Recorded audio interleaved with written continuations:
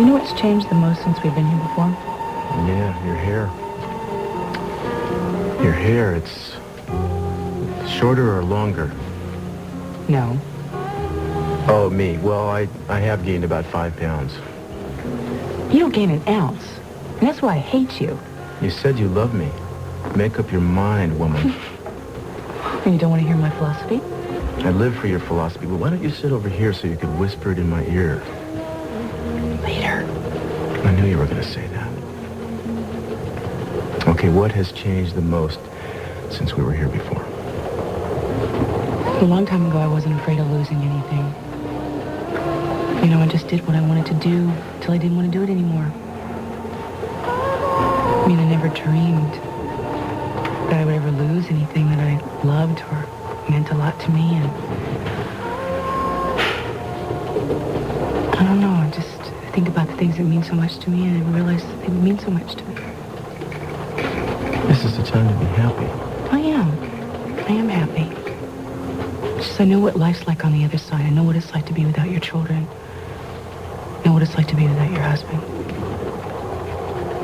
And now that I have you all back, I'm going to treasure you until you scream for mercy. That sounds good to me. It's never a bad idea to take stock, especially in our case, to look back on the way things were and the way they are now. Be grateful. Sound like you're having a Thanksgiving Day sermon. Do I? Mm-hmm.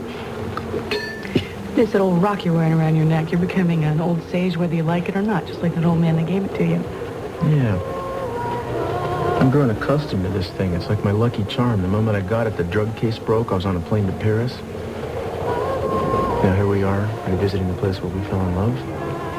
And the most wonderful times of our lives. Speaking of which, why don't we talk about those first fateful moments we were on this train? Well, I remember the night that I was trying to get a look at you, and I was hovering in the hallway outside your compartment after I'd heard your voice that time. It was ridiculous. I kept waiting for you to come out and get a drink or go to dinner and do something, and I waited all night long, and people were looking at me like I was some weirdo hanging around the home. It was terrible. Mm-hmm. And then I went out to breakfast, and there was this groggy-eyed man who needed to shave and who wanted to know if there were eggs in the dining car or if it was just a continental breakfast. You know, you were such a conversationalist. What do you expect? You know, I was sleep deprived. Oh, right. And then when you get into the car, you go all the way down to the other end. I wanted to get a table a little way. I didn't want it to be obvious that I was there for the reason I lowered my menu every time you were staring at me. Yeah, I couldn't help myself. I was drunk. Breathing the same air you were breathing. Somebody would ask me to walk a straight line right down, I would have flunked. God, you're beautiful. Almost as beautiful as you are now.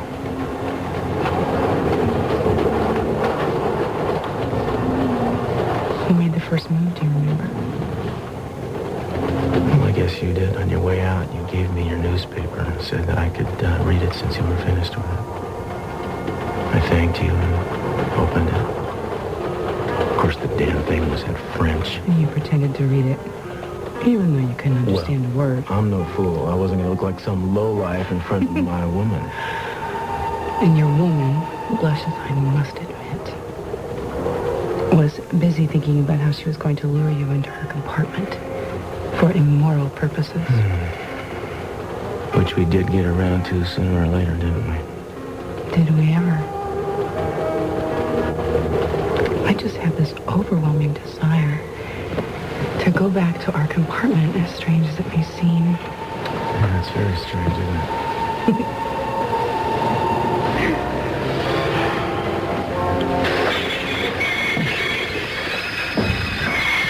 Think something's wrong with your train? No. No, nothing's wrong. That's just the first stop. That's, Trois. We're here. So soon? Yeah. Well, you know, time flies when you get caught up in, immoral purposes.